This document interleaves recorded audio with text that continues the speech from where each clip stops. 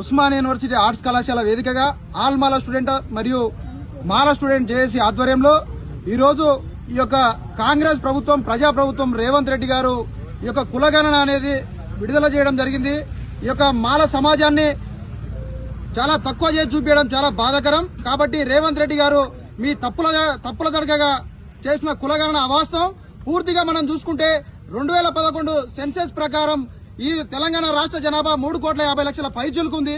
అలాగే కేసీఆర్ గవర్నమెంట్ చేసిన సమగ్ర కుటుంబ సర్వే చూసుకుంటే 3,64,00,000 దానికా ఉంది.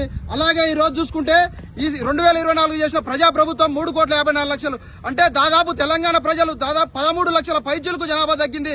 అంటే రెట్ల జనాభా పెరుగుతుంది, అందరి వాళ్ళ యొక్క అగ్రకులాల జనాభా పెరుగుతుంది. కానీ ఎస్సీ ఎస్టీ బీసీ మైనార్టీల జనాభా తగ్గించి ఈ రోజు మాలల యొక్క జనాభా పూర్తిగా తగ్గించిన రేవంత్ రెడ్డి.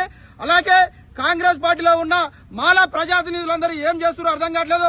మీ పదవులకు బానిసలై మంత్రులుగా ఎమ్మెల్యేలుగా ఎమ్మెల్సీలుగా ఉన్నవారు మాల జాతిని అంతా తాకట్టు పెట్టి ఈ రేవంత్ రెడ్డికి బానిసగా పనిచేస్తున్నారు. ఖబర్దార్ మాల ప్రజాప్రతినిధులారా, ఇప్పటికైనా మీ వైఖరి ప్రశ్నించకపోతే మీకు రేపు రాబోయే ఎన్నికల్లో కాంగ్రెస్ పార్టీని ఓడగొడతాం, మీకు తగిన రాజకీయ సమాధి కడతాం మాల ప్రజాప్రతినిధులు. లేకపోతే రేవంత్ రెడ్డి ప్రకటించిన యొక్క కులగణను మొత్తం అవాస్తవమని మళ్ళా ప్రకటించి రేపు జరగబోయే కేంద్ర కులగణనలోనే వాస్తవాలు ప్రకటించి తెలంగాణ రాష్ట్రంలో ఉన్న మాల ప్రజలందరూ కూడా ఈ కులగణలో పాల్గొని మాలలు మాల ఉపకులాలు అందరూ కూడా మన మాల జనాభా దాదాపు తెలంగాణ రాష్ట్రంలో 30 లక్షల పైగా మాల జనాభా ఉంది.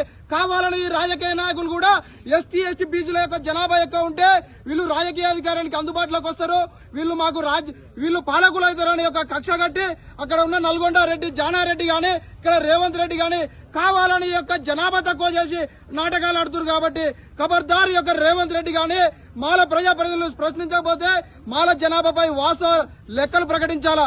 లేని పక్షంలో మాలలు కాంగ్రెస్ పార్టీని ఓడగొట్టడానికి రాష్ట్ర వ్యాప్తంగా పాదయాత్ర చేసి కాంగ్రెస్ పార్టీని రేపు జరగబోయే ఎన్నికల్లో ఓడగొట్టడానికి సిద్ధంగా విద్యార్థులుగా ప్రజలుగా మేము ముందుంటామని ఈ కాంగ్రెస్ ప్రభుత్వాన్ని హెచ్చరిస్తున్నాం.